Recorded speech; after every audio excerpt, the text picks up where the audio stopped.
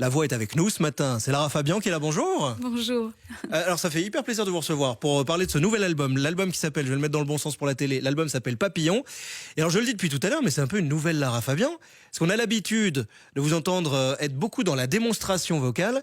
Et puis là, on découvre des moments très apaisés. Vous êtes vraiment dans l'émotion. Et on écoutera quelques extraits dans un instant. Mais qu'est-ce qui a fait que vous avez voulu changer ce style ?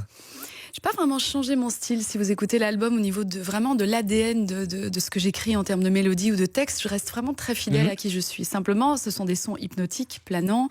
Les arrangements sont électropop. Ce qui fait qu'à l'intérieur d'un écrin électropop, on n'est plus dans les années 90, on est 90, excusez-moi, on est en Belgique, on n'est plus dans les années 90. Et donc, on n'est effectivement plus du tout je dirais que aller dans l'immense déploiement un peu dramatique ou théâtral, ce serait comme encore porter des pattes d'Ef finalement quand on fait de la musique.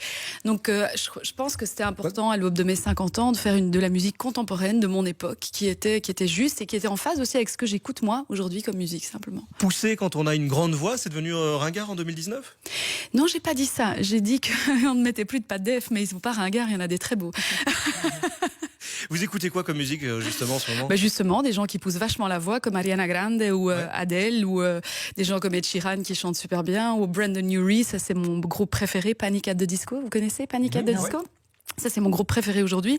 Ou bien Christine and the Queens. Donc, si vous regardez un peu, en fait, la voix est un instrument qui est évolutif dans le style, dans l'espace d'un genre, mais qui n'est pas forcément, c'est pas forcément réducteur de chanter avec ses capacités vocales. Mais je sais qu'il y a cette espèce de sensation qu'aujourd'hui, on n'est plus obligé de chanter en utilisant sa voix. Chanter, c'est utiliser sa voix. Après, la musicalité qu'on y met et comment on utilise sa voix, ça, c'est une question de goût, je crois.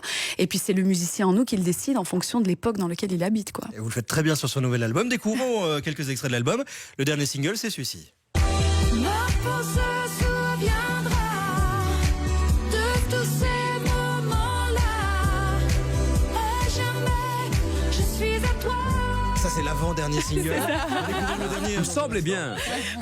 Alors, un mot sur le clip, parce que dans cette chanson, vous êtes très proche, très collé serré avec un homme qui n'est pas votre homme. Non, non, quand même. Alors, on vous a vu la semaine dernière dans le Paris Match avec votre vrai homme.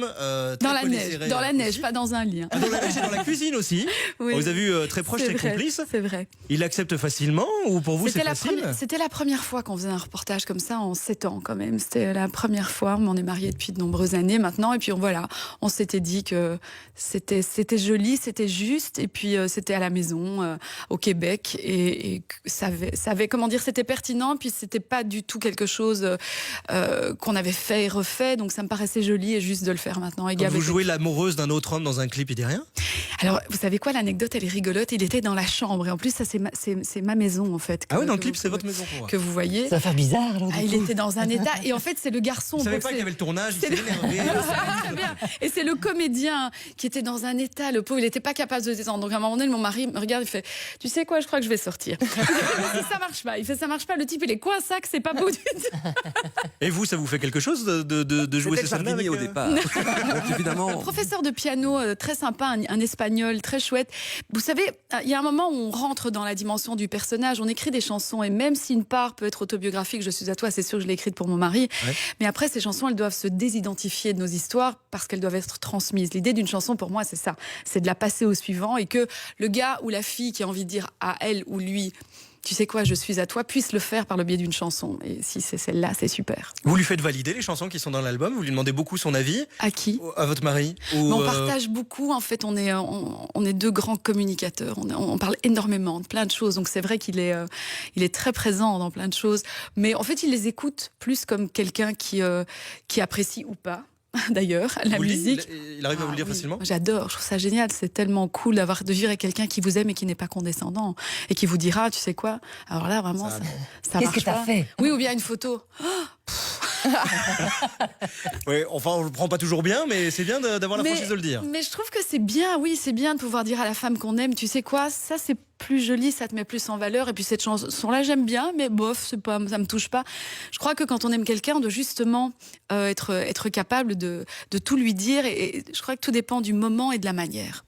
Alors je parlais de fragilité dans cet album, d'émotion. Voici un extrait du nouveau single, Par amour. Là, je ne dis plus de bêtises, c'est bien le dernier Vous single. n'en dites jamais. Oh, quand même, hein, tout le monde n'est pas Vous d'accord n'écoutez avec pas ça. tous les C'est la meilleure vanne ce matin. Voici le début de Par amour. Avant de t'ouvrir la porte, te laisser partir, avant de fermer mon cœur, j'aimerais te dire toutes les histoires s'usent, inévitables. Certaines beaux, ces personnes passent. Ah, le clip est magnifique. Les deux, là, ces deux danseurs étoiles, hein, c'est lui, c'est un garçon paraplégique qui s'appelle Luca Patuelli, Lazy Leg, et qui a une école qui s'appelle No Excuse, No Limit, et qui dans le monde entier, il a ouvert les Paralympiques, s'il était à DeGeneres encore il y a un mois, et qui dans le monde entier motive les enfants qui sont nés avec, comme il dit toujours, cette chose en plus qui pourrait ressembler à quelque chose de moins. Et il les aide à danser et à s'ouvrir vers un monde exceptionnel. Lui, là, le garçon qu'on voit en ce moment. Alors, si Et vous elle, êtes en radio, allez voir tout à l'heure le clip sur Ovio. C'est vraiment, il y a un travail artistique Ouais. particulier. Sur Et le- Rossi Ovadio, c'est une danseuse flamenco étoile. Et donc, j'ai eu l'idée de créer cette chorégraphie qui symbolise la résilience, qui symbolise le fait que même quand on est heurté symboliquement bien sûr, par un camion dans la vie, par quelque chose de très grave, on peut, en se connectant à l'amour de ceux qui nous entourent, rentrer dans une résilience réelle. Et quand je les vois danser, je trouve ça tellement juste, tellement beau de raconter l'histoire d'une peine d'amour autrement que juste au travers d'une simple rupture, quoi. Alors sur la fragilité de la voix, j'ai l'impression, et vous me dites si je me trompe, mais j'ai l'impression qu'il y a un travail particulier. Alors si on l'écoute au casque particulièrement, on s'en rend compte. Il y a un travail différent au niveau de votre voix que sur les autres albums. Mais vous savez, j'ai vieilli, j'ai 50 ballets bientôt, donc la voix Ne les faites change. pas, hein. Ben, pourtant, ils sont bien là, bientôt, dans quelques temps. La voix est un instrument qui est évolutif complètement, si vous voulez. C'est vraiment comme du bois qui vieillirait à l'intérieur de nous. Donc, il est totalement contingenté par toute l'expression de cette évolution-là. Donc, quand vous êtes soprane comme moi à la base et que vous vieillissez un peu, les tonalités de l'alto se dégagent en vieillissant beaucoup plus. D'accord. Et ce qu'on a fait, c'est qu'on a écrit les chansons dans des clés qui mettaient en valeur les couleurs plus velours de ma voix avec mots. Et effectivement, ce que vous entendez, c'est peut-être la zone de mon instrument que jusque-là, j'avais peut-être un peu moins exploité. Et ma volonté était celle de me poser, de chanter à partir d'un espace plus serein, plus... oui, qui était beaucoup moins dans la performance parce que maman est fatiguée. Dans la performance, c'est bon, ça suffit. On peut encore faire des contresols, mais on n'est pas obligé d'en faire à chaque chanson, quoi. Alors C'est ça. fatigué mais très moderne quand même, hein. Et ça s'entend pas que vous êtes fatigué. Écoutez un extrait de Alien. Tu me touches, me repousses, je ne comprends pas. Tu me donnes, m'abandonnes, je ne comprends pas. Tu m'enlaces, tu me chasses, je vois mal. Jérôme, je vous vois relever la Non, tête. mais mamie, elle en voit encore. Hein. Faut quand même, Il attendez. ne faut pas exagérer, ça c'est moi qui peux. Ah oui. Mais disons que la modernité de l'album, elle repose vraiment sur le travail qu'on a fait avec Maud Eneby, qui est un arrangeur suédois assez génial. Mais on avait déjà fait Camouflage juste avant, donc l'introduction à ce son hypnotique, planant, plus électropop, je l'ai commencé il y a déjà 2 ans avec la rencontre que j'ai faite avec ce garçon qui a un talent dingue. Et on est de la même génération, donc lui, l'important pour lui, c'était pas de ne pas dénaturer, comme je vous disais en début d'interview, la mélodiste et les couleurs de la voix, et puis les thèmes que j'avais envie d'aborder. Donc ça reste qui je suis, mais c'est emballé dans mon époque, simplement. Eh ben, ça t'a découvert sur l'album Papillon.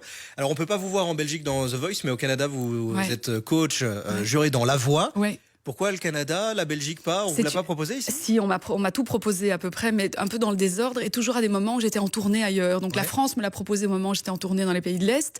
La Belgique me l'a proposé au moment où j'avais accepté le Québec. Et donc ça ne s'est jamais vraiment mis étrangement, mais c'est un exercice super passionnant qui, moi, m'a transmis une joie que je n'avais jamais vécue auparavant. Le bonheur de voir le regard d'un jeune s'allumer quand vous lui passez une clé, vous lui dites juste décroche la mâchoire, tu vas voir, la note va sortir, et ils font ah, ça marche.